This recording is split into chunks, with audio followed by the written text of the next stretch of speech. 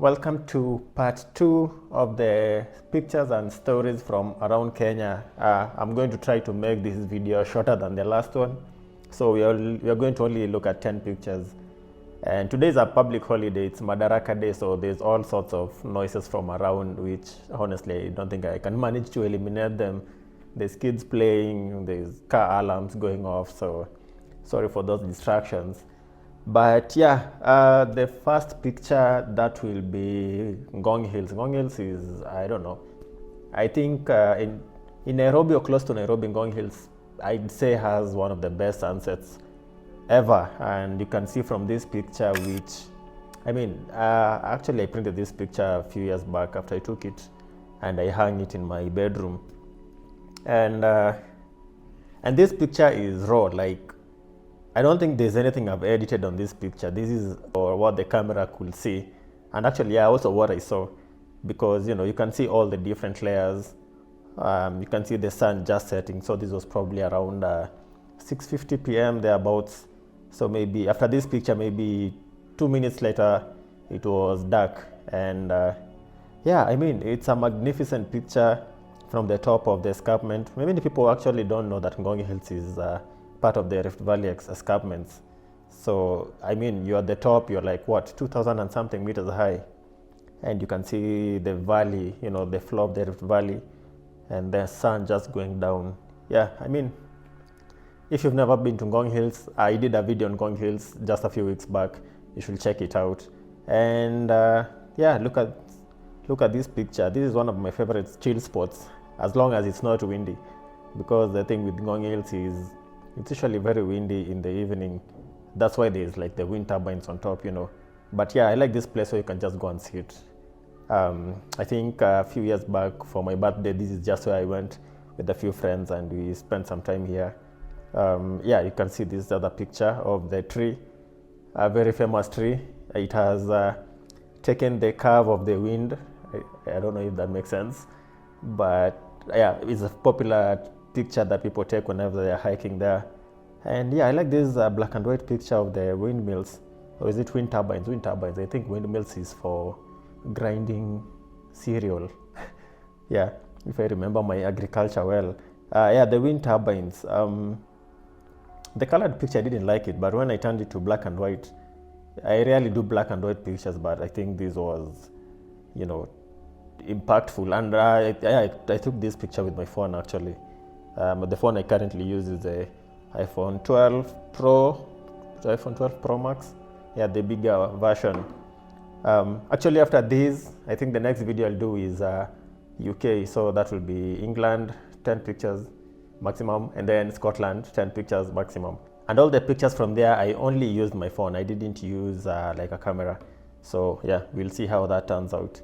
Yeah, this is more of like a portrait picture of the same sunset, and you can see, I'm sure if I edited this a bit, maybe I would have been able to recover some of the highlights, maybe some of the shadows, and you'll be able to see the floor of the Rift Valley properly. But yeah, one of my favorite sunset pictures ever from Kenya. Yeah, that is number one. Let us move on to number two, and that is this picture of a hyena from Amboseli National Park. Yeah, we were driving in Amboseli National Park, and then the park was a bit dry. I tend to say Amboseli National Park is just a stunning national park. Most of Kenya's national parks are actually stunning, honestly. Amboseli National Park, Masai Mara, Tsavo, those are, you know, those three parks you can see, I think, 90% of all of Kenya's wildlife. And yeah, so we were driving, and then, you know, the Amboseli Lake. So there's a road in between, and then this hyena, we don't know where it got the flamingo from, but it was just walking, and you can see, you know, just ahead there's hundreds of flamingos.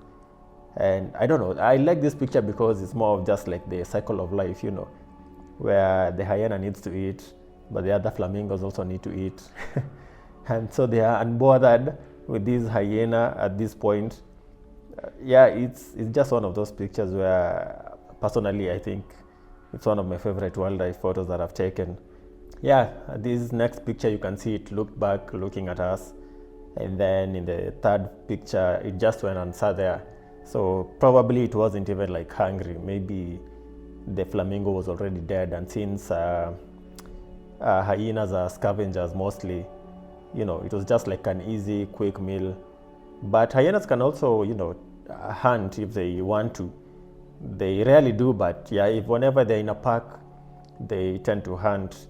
And yeah, there's so many hyenas in Kenya. I think you can see hyenas in a lot of national parks. And actually, weirdly enough, I think there was a time I was driving from Karen going to Athi River back home, and yeah, I saw like a pack of hyenas just next to the southern bypass, which was weird. You know, it was just around like 8 p.m.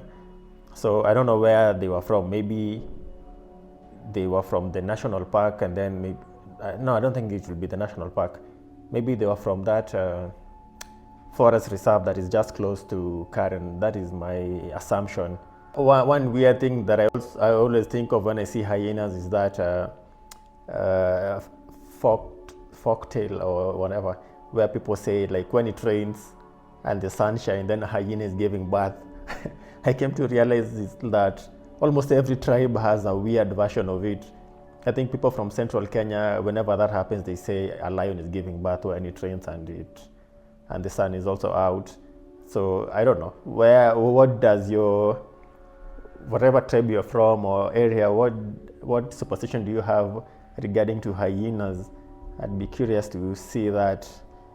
Today I'm having masala tea, so you know, milk tea, but I put some masala spice, cardamom, and ginger. So yeah, this is going to help me not lose my voice while talking about these pictures. And let's move to picture number 3. Again, at the end, I'm going to put all the pictures in one like reel so that you can see all my top 10. Number 3, this is street photography.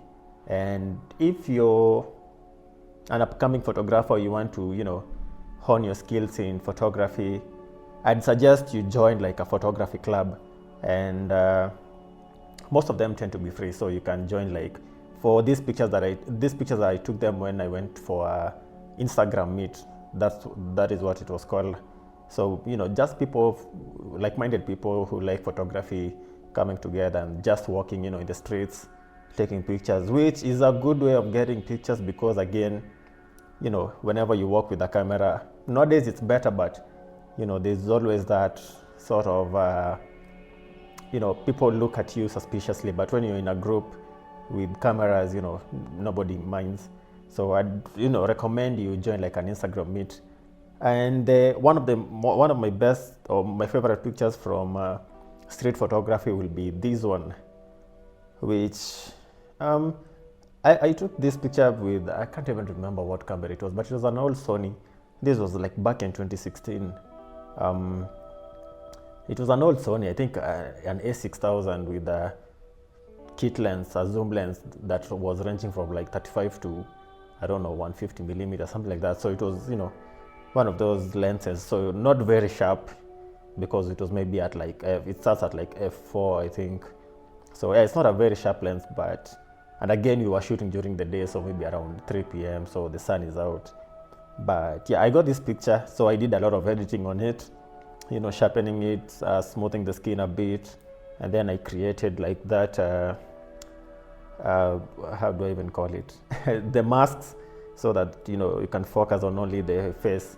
And yeah, I think I liked how it turned out. Another one will be this one where she was posing, and, you know, I wasn't the only photographer. We were like, I don't know, 10 people, 20 people, all of us photographing the same person. And yeah, I like how all this turned out. Again, I did some masking to, you know, just pull the focus to the face of the model. And that's, again, the beauty of going for Instagram meets, because, you know, a lot of photographers will come out, but then also a lot of models will come out who, you know, they also want to maybe sharpen their skills in, you know, being able to handle the pressure of all these cameras and, you know, trying different poses, different locations. You know, for them, I believe it helps also in just building a portfolio. So yeah, I like this picture a lot. One other picture that I also liked was this one. Yeah, I like the picture because, you know, her skin tone also complements the background well, so there's that like separation of colors. And yeah, one of my pictures from that meet, there's this guy who was also a model with the bag, and he was leaning on this wall. Yeah, if you know Nairobi CBD, that is the Central Business District, I think you know where this wall is. I think this is probably one of the most photographed locations in Nairobi because of how it's spacious, yes, and also, I don't know, there's just something about that wall, I think, that attracts photographers to that location. Yeah, there's this other picture of this lady again, of the model. I try to edit this so that it can look like it has a vintage look because of her trouser. So for me, when it comes to editing a picture, I tend to, think of one thing in that picture that stands out the most. And in this picture, I'd say the trouser stands out the most. I don't know if they're called flares or something. That's what we used to call them. And it was a fashion trend in the I think 70s or 80s.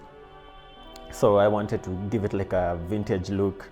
I'd say the same thing for this picture, but even though I missed the focus almost completely, yeah, I wish maybe I took more time to nail the focus, because yeah, this would have been a nice picture with the guys having the guy on the right. It's more of also like a traditional, not really traditional, but more of an old school vibe type of clothing. So yeah, I'm sure if I had a better lens, maybe this would have been very sharp. Another street photography that I really like is also this picture of the hawkers, which it's just normal day life.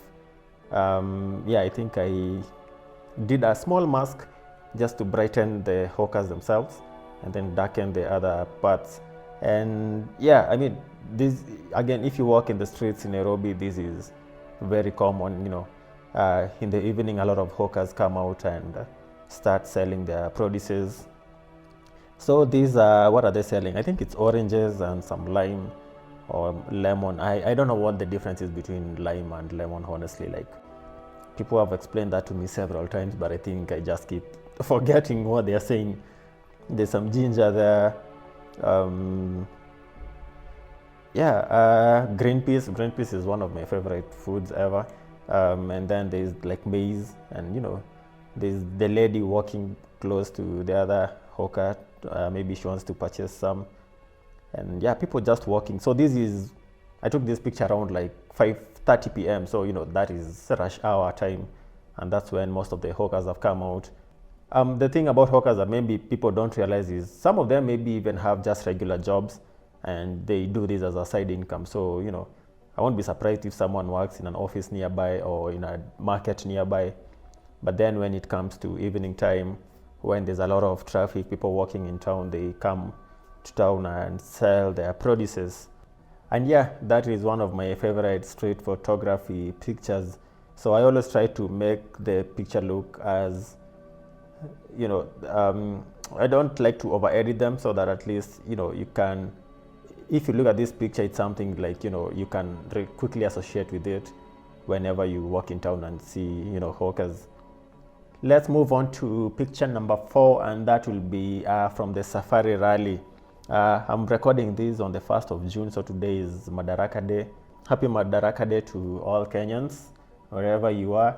And 3 weeks from now, the Safari Rally will be happening again in Naivasha.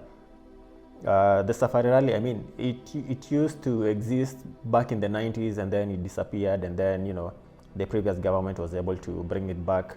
And it has been welcomed. People attend it a lot, and the pictures I'm showing you, like this is one of my favorites. This was from the time it came back officially in 2021. Yes, 2021.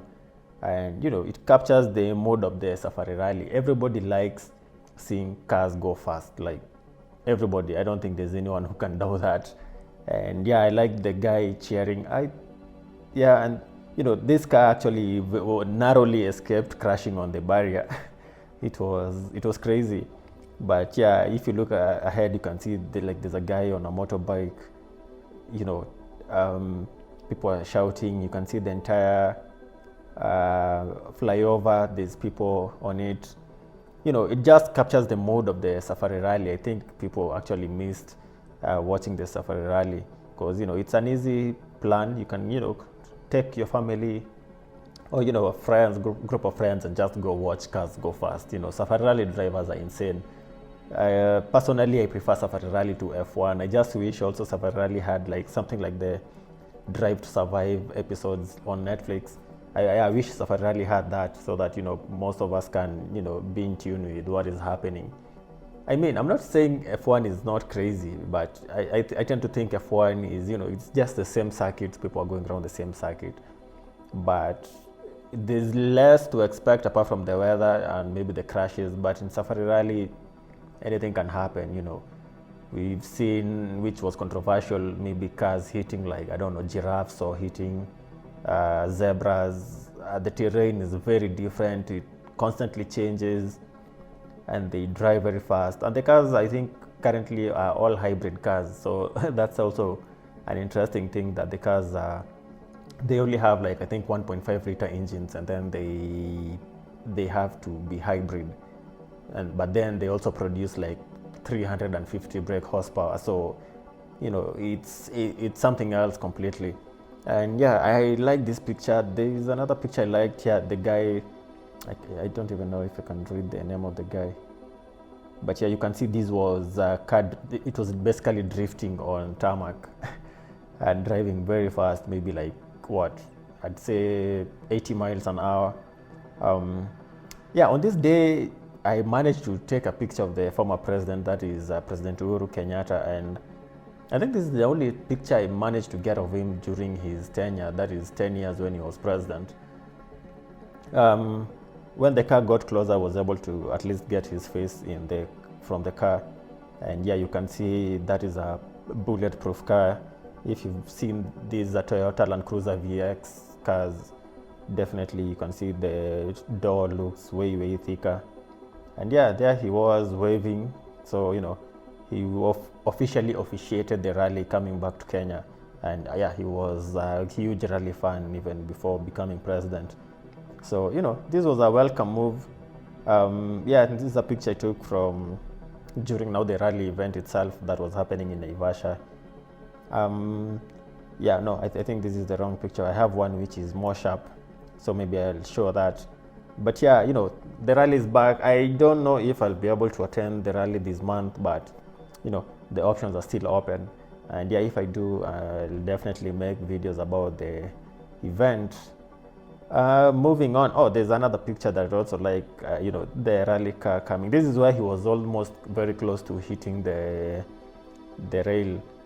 Yeah, and then there's that Matatu just next. But Matatu drivers are, I actually say, from how Kenyans drive, I think if we were to able to nurture talents to cross over to safari rally, I don't know. I think we will dominate the rally, honestly, considering how people drive, the way they want.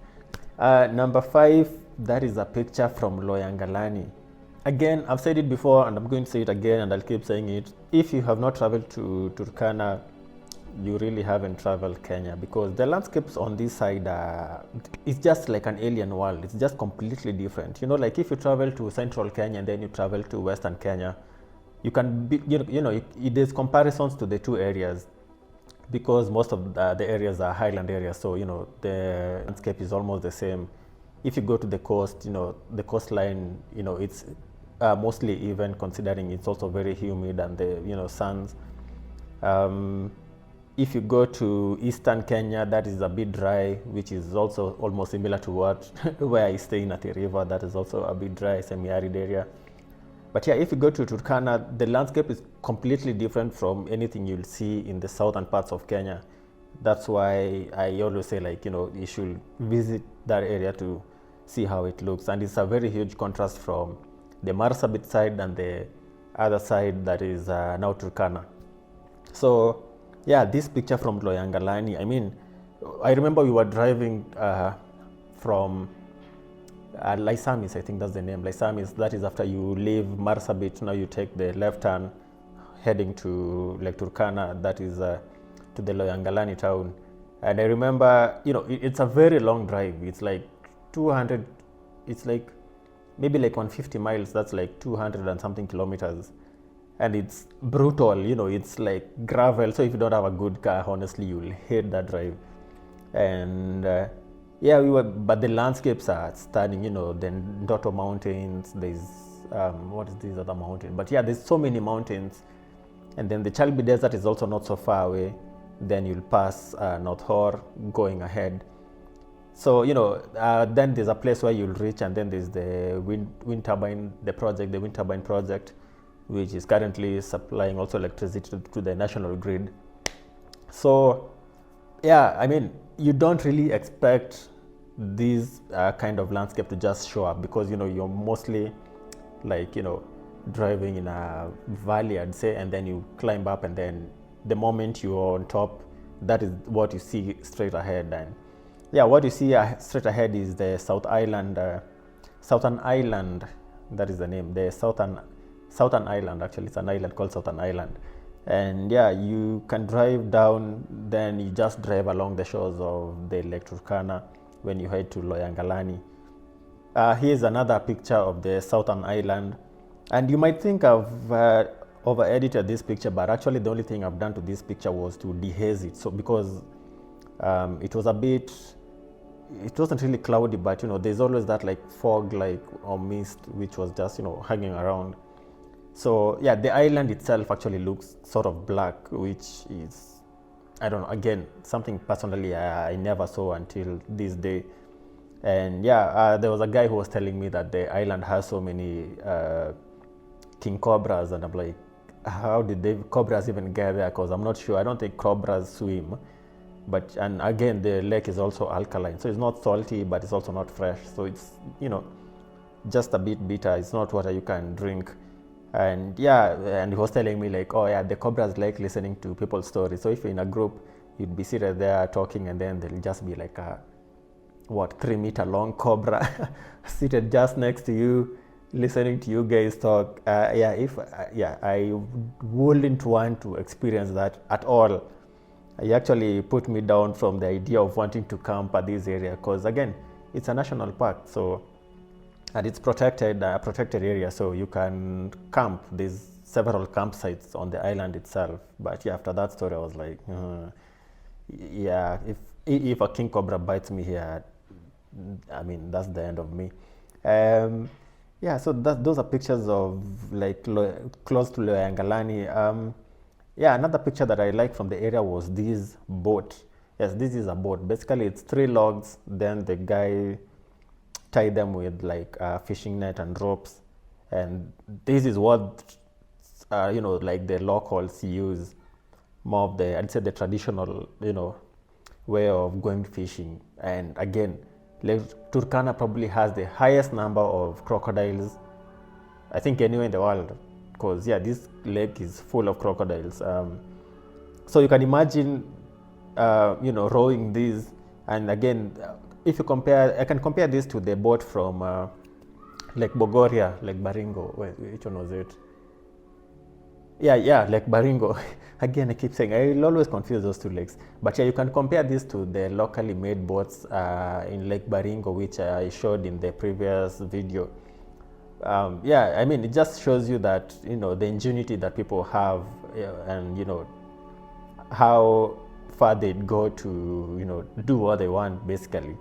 Because I can imagine going fishing with these, yeah, I mean, in a lake full of crocodiles and other things. It's crazy, honestly.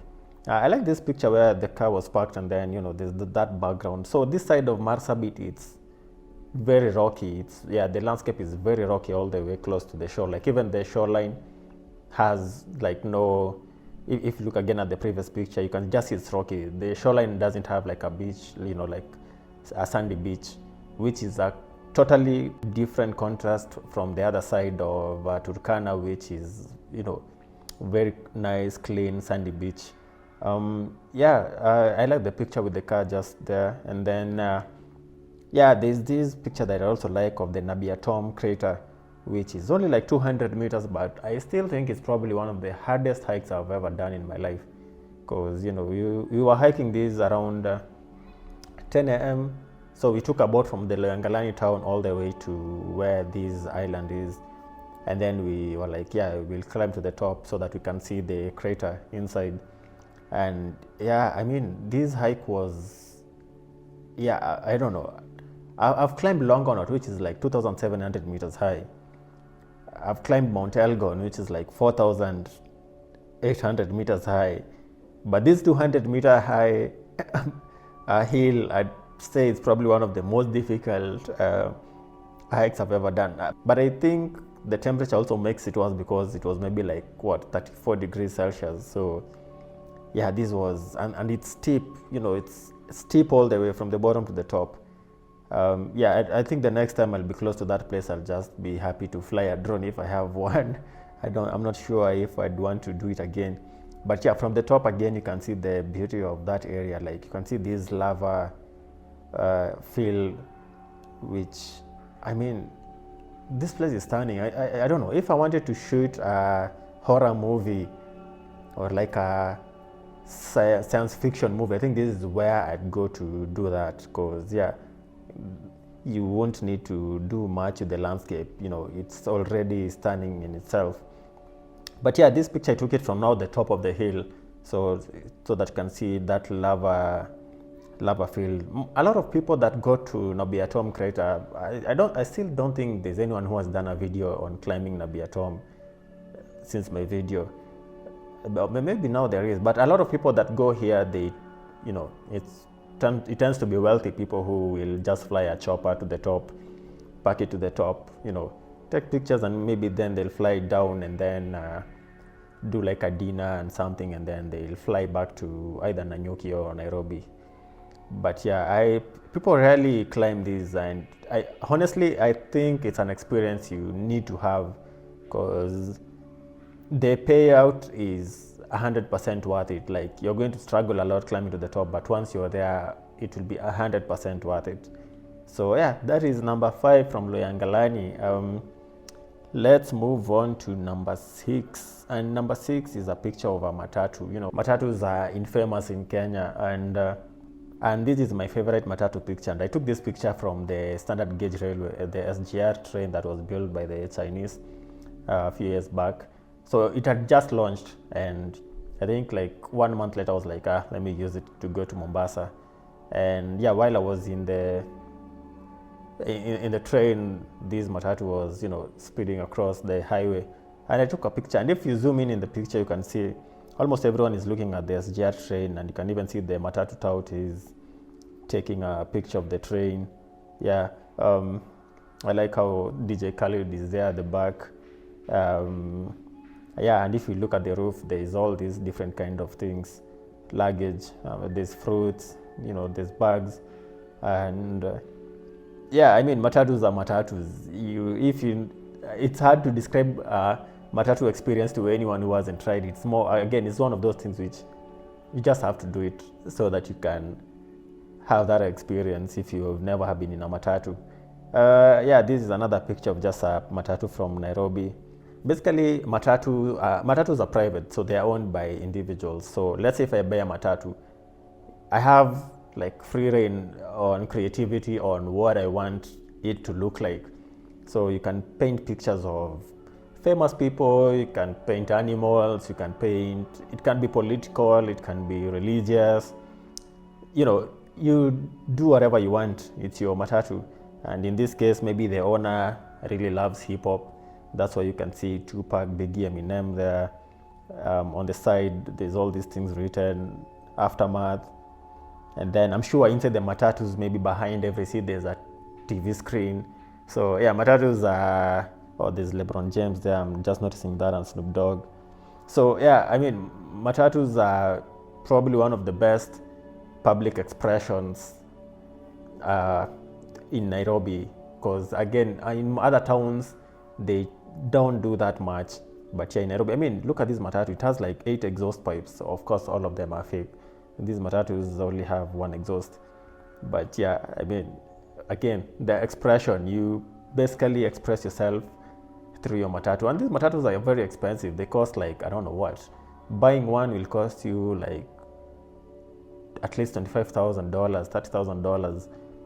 That is like 5 million Kenya shillings. And then you are going to spend another like $10,000, $15,000, again maybe like another 2 million shillings in, you know, customizing it to what you want. So it's easy for a Matatu to be like $50,000. That's like 7 million Kenya shillings. And yeah, I mean, the better it looks, the more popular it is with the youths, and maybe you'll get your return in investment quickly. I have no idea. But yeah, that is number 6. Moving on, number 7 and number 8, these are pictures that I took, you know, on the same area. So that is again now the opposite side of Turkana. The first one which we looked at was Loyangalani, which is very rocky, but now we're on the other side, which is sandy. And one of the pictures, again, I've printed this picture. I'm sure I've talked about it several times before, so maybe this is the last time I'm talking about this picture. But yeah, it is a sunrise. I hate waking up in the morning, but yeah, I mean, this day, actually, first I woke up around 3 a.m. because, you know, Turkana is famous also for taking pictures of astrophotography, where, you know, you're able to capture like the Milky Way and all that. And yeah, so I was sleeping in a hut which is maybe like 3 meters away from the shores of the lake. And remember, this lake has thousands of crocodiles. So I woke up at 3 a.m. and I was out alone, and I was like, oh, let me take a picture of astrophotography. I set up the camera, and then I just had like, you know, something moving very quickly, and I was like, nope, and I ran straight into the house. And yeah, I was like, shit, I need to go back and get the camera. And I don't even know what I was thinking, because I didn't even put on like a torch or anything. So I quickly ran out again, grabbed the camera, moved back in, and that was my last attempt to try astrophotography, because I thought maybe it's like a crocodile that is just close by and, you know, it could attack me. I mean, there's so many people who've been unfortunately killed by crocodiles in this lake. Yeah, but so I was like, okay, whatever. Then yeah, this picture, I think it was maybe like 6 a.m. I was like, okay, now it's light, so let me maybe see if I can get a good sunrise. And yeah, I mean,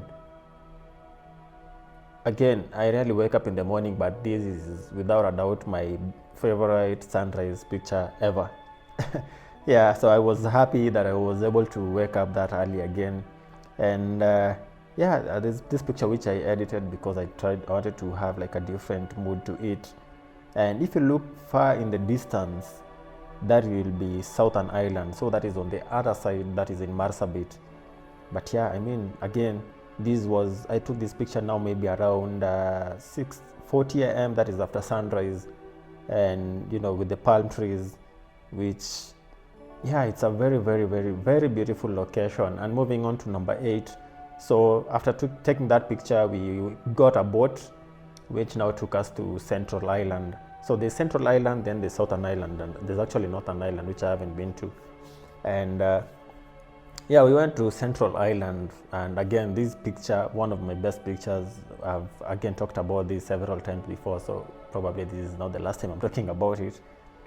Yeah, the picture with the flamingos. Again, we hiked to the place, but it wasn't that difficult of a hike. It was only maybe like 1 hour, but, you know, it's moderate all the way. The only problem is the heat. Like, again, Turkana is very hot. It can reach like 40 degrees Celsius. So yeah, apart from the heat, for most parts we were fine. Yeah, and yeah, I mean, the island has 3 lakes. So there's the Flamingo Lake, which you're looking at, and then there's a Crocodile Lake, and then there's a Tilapia Lake. So these are the picture. This is of the Crocodile Lake, which from the name, it has so many crocodiles, which while walking you can just like see them lying next to the shores. And from a distance, in the distance, you can see the Southern Island again. And yeah, you can see the land, and also you can see that, you know, it's sandy. You can see the white sand, so very different from the other side. Yeah, this is a picture of the island from a boat, you know, from a distance when you are heading to the island itself. I also like this picture, although my lens had fogged. So if you look at the middle, you'll see like it looks weird. So yeah, I don't know what happened, but my lens had built like a fog in the middle, so I couldn't get like a very sharp picture. But I mean, this place, very, very beautiful. And the beauty about this place is also it's a protected area. So it's managed by the government through the Kenya Wildlife Services. And there's a camping site, so this is a picture of the toilet. So that is the only thing there. There's a toilet, yeah, nothing else. So if you want to go camping, you have to carry everything that you need. And the only other thing you need to consider is, because the water can be very choppy, you need to factor in maybe like 2 days, so that if you get a boat that it takes you there, the next day maybe the weather will be good where you can go back, but if it's not, you'll have to wait maybe till evening, if not the next day. And yeah, unfortunately that is the case with the lake. It's very, very unpredictable, and the boat guys are not going to risk taking you there if it's very bouncy.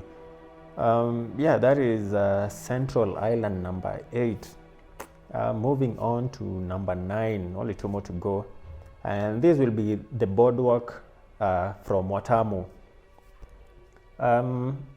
Yeah, this picture, which one will be my favorite? I'd say this will be my favorite picture of the boardwalk. So this is at the Watamu Creek. The thing I like about this picture is it almost looks mysterious. So I did some edit on it, which was mainly adding some vignetting so that the focus can just be in the middle, and yeah, darken it a bit so that it can give it that like a mystery feel to it, because you can't see the end, and when you're walking on it, it's swinging. But then it's not very high, it's only like maybe a meter high, but below you can see like, I don't know, millions of crabs just walking, very tiny crabs. This is a protected area again, as is the case with a lot of nature places in Kenya. A lot of them are protected because like this is a breeding ground for crabs, so there's so many crabs, and they try to preserve their homestead. Yeah, I've run out of words. Yeah, this is another picture which shows now the end. So once you walk through the boardwalk, that's what you see ahead, and then you can come down, and then now you can walk along the beach heading back. Yeah, it's not a very long walk. It's maybe like, the boardwalk itself is like, I think it's 800 meters long. Then from the beach to the place where you start, again, maybe another like 800 meters. So it's a very nice walk, something I highly recommend you to do if you're in Watamu. Yeah, among other things, there's boat rides which you can do close by. Actually, the same guys can organize a boat ride for you. You can also go to see turtles, and depending with the season, there's a period when you can see dolphins. But yeah, during this time, I think this was in January. So yeah, dolphins, they tend to visit the coast of Kenya around October. Yeah, but yeah, that is Watamu number 9. And moving to the last one, number 10, that will be Mount Suswa. I did a video of Mount Suswa, which so many people say they like that video. If you haven't watched it, you should watch it. It was a crazy video. I was totally insane doing it. Definitely if I was to do it again, I'll do it completely differently. Yeah, from Suswa, I like this picture where it was in the morning after I woke up, after being scared to death, thinking I'm going to die, because there was no one in the campsite.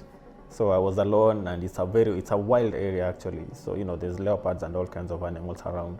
I woke up very early, and yeah, when I left my tent, actually I just opened my tent, like from this picture you can see. I took this picture from when I was inside. I took this picture later, but yeah, I wanted to have this picture of like the tent and then the landscape. This tent, I no longer have it. I think I threw it away. It was a cheap tent that I bought when I got started with camping, and then outside you can see the solar panel that I had, which was able to charge my devices. Yeah, the tent, it's a cheap tent that I bought from a supermarket for like, what, $20, around 3,000 shillings. So yeah, it's a good way to get started, but I wouldn't recommend buying those tents because especially if it rains, they start leaking in the inside, or even if it's cold, a lot of condensation happens in the inside. So the best type of tents to buy is double layered tents. But yeah, anyway, on this day, yeah, after I woke up, I was like, that's just a very breathtaking scene, and I took this picture. I took all these pictures with my phone. At that time I had an iPhone 6s, so all these pictures are from the iPhone. And yeah, that's usually what I do. I use whatever I have at hand. So if I have a phone, if I have a camera, I'll use whatever fits the situation. Yeah, another picture is this that I took of the tent, from a distance, and then you can see the peaks. 2 hours later, I decided to hike the peaks, and I managed to get to the first peak that you can see, the one that I've zoomed in on. So yeah, I reached that, and my plan was to go to the second peak, but yeah, the weather completely turned, and yeah, we only had like 2 hours before it started raining heavily, which it started raining heavily later on, like until I think morning. But yeah, if you go to Mount Suswa, one thing you can do is you can go to the campsite, then just have a chill, and then the next day you can decide to do like a proper hike. This is like a 26-kilometer hike. I don't know what that is in miles, maybe like 18 miles. So it's a very, very long hike. It's not very tiring. A lot of the terrain is just gradual. Once you get to the peak, the other area is smooth, and yeah, you can go all the way to the baboon parliament, and have where there's like hundreds of baboons.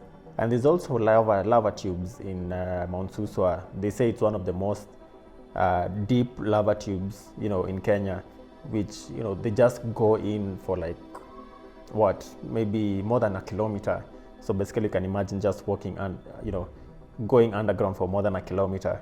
So yeah, Mount Suswa, very, very stunning location. Yeah, you can see also this picture where I tried to edit a bit, considering the iPhone 6s right now is more of it has an outdated camera, I'd say. Beautiful, beautiful landscapes. So one of those hikes which I always tell people to do if they can. And the beauty of Mount Suswa is it almost forces you to just be by yourself, because again, if you like me, who a lot of us nowadays we tend to be online a lot, there's no network here. So even if you carry your phone, a lot of the times it's going to be useless, because yeah, there's almost zero mobile network, only in different areas.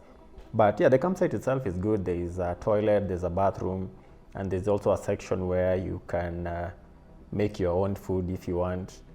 And there's several guides around who will help you with whatever you need, including the hiking, because again, it's recommended to have a guide, because it's a wild area and these guys understand the place better. So yeah, definitely get the guides. And yeah, that is number 10. Those are my top favorite pictures and stories from traveling around Kenya. The next time we will be talking about 10 pictures from London mostly, or the United Kingdom, England that is, and then we'll do another 10 from Scotland. And yeah, the more I travel to different locations, I'll be adding other locations over time. So yeah, what do you think? What will be your favorite destinations? You can leave them in the comment section below. Also follow Ninaform on Instagram. It's called Ninaform KE. And yeah, also on Facebook, even though I rarely use Facebook. But yeah, be sure to check the social media platforms out to see any new updates. Until then, goodbye.